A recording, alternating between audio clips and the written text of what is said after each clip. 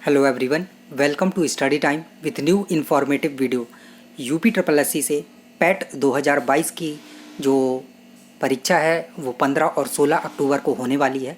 और आप सभी को पता है कि हर साल ये पैट का एग्ज़ाम करवाया जाना है और इसमें लाखों बच्चे जो फॉर्म है वो भरते हैं, क्योंकि यूपी ट्रिपल एससी से जो भी वैकेंसी आएगी तो उसका अगर कोई भी जो वैकेंसी आएगी उसका फॉर्म फिल करना है तो आपको पैट जो है वो एग्ज़ाम दिया होना चाहिए और उसमें अच्छे खासे मार्क्स भी जो हैं आपके होने चाहिए। तो सभी विद्यार्थी जो हैं किसी भी एग्ज़ाम की तैयारी करते हों, लेकिन पैट का जो फॉर्म है वो तो भरते ही है। और इस बार तो आपने देखा कि संख्या कितनी ज़्यादा है, कितने ज़्यादा जो फॉर्म है वो पड़े हैं। पिछली बार तो इतने जो फॉर्म है वो नहीं पड़े थे। तो इस बार की जो परीक्षा है 15 और 16 अक्टूबर को होने वाली है। लेकिन जब से जो एडमिट कार्ड हैं वो जारी हुए हैं तो विद्यार्थी एकदम पगला ही गए हैं या कहिए बौखला ही गए हैं। क्यों? क्योंकि जो सेंटर दिए गए हैं वो 200, 300, यहाँ तक कि 500 किलोमीटर दूर तक जो विद्यार्थियों के सेंटर हैं वो दिए गए। पिछली बार तो बगल के ज़िलों में जो सेंटर है वो दे दिया गया था, जैसे कि इलाहाबाद वालों का प्रतापगढ़, महोबा वालों का हमीरपुर, ऐसे करके। लेकिन इस बार क्या किया गया है, बहुत ही उल्टे सीधे जो सेंटर हैं वो भेजे गए हैं और यहाँ तक कि लड़कियों के सेंटर भी जो हैं वो दूर भेज दिए गए हैं। पिछले बार तो लड़कियों का लोकल रखा गया था, लेकिन इस बार जो है वो लड़कियों की सेंटर भी 500 किलोमीटर दूर जो हैं वो भेज दिए गए। तो विद्यार्थी एकदम मतलब इतने गुस्से में कि मत ही पूछिए।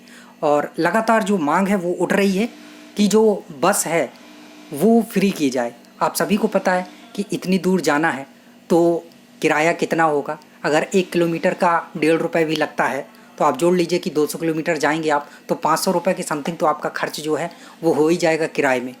और आयोग का तर्क क्या है कि हम ये सारी चीज़ें कर रहे हैं ताकि परीक्षा पारदर्शी तरीके से हो, कोई भी चीटिंग वगैरह ना हो, है ना, ये सारी चीज़ें। लेकिन विद्यार्थियों का कहना क्या है कि ये सब सरकार की चाल है और सरकार इससे क्या है बहुत सारा जो रेवेन्यू है वो जनरेट करना चाहती है। क्यों?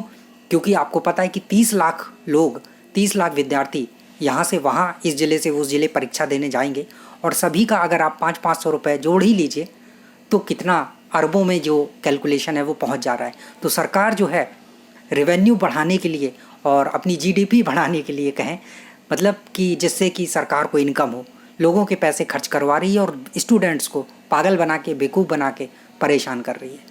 तो लोगों की मांग है कि जो 3 दिन बस है वो फ्री कर दी जाए। आपको पता है कि जो टीईटी का जो पेपर हुआ था उसमें योगी जी ने बस सेवा जो है फ्री कर दी थी। तो इस बार भी मांग उठ रही है कि जब इतने दूर सेंटर भेजे ही हैं तो फिर बस सेवा जो है वो फ्री कर दीजिए 3 दिन, जिससे कि विद्यार्थी आसानी से आ जा सकें, उनका जो खर्च है वो ना हो। परेशानी तो होगी ही, लेकिन कम से कम जो पैसा है वो तो नहीं इतना ज़्यादा लगेगा कि इतने दूर जाने के लिए उन्हें इतनी सारी समस्याएं। क्योंकि ग्रामीण लेवल से बहुत सारे जो विद्यार्थी हैं वो आते हैं, जिनमें गरीब जो बच्चे हैं, बच्चियां हैं, वो सब आते हैं। तो लगातार ये मांग उठ रही है और मांग भी जायज़ है।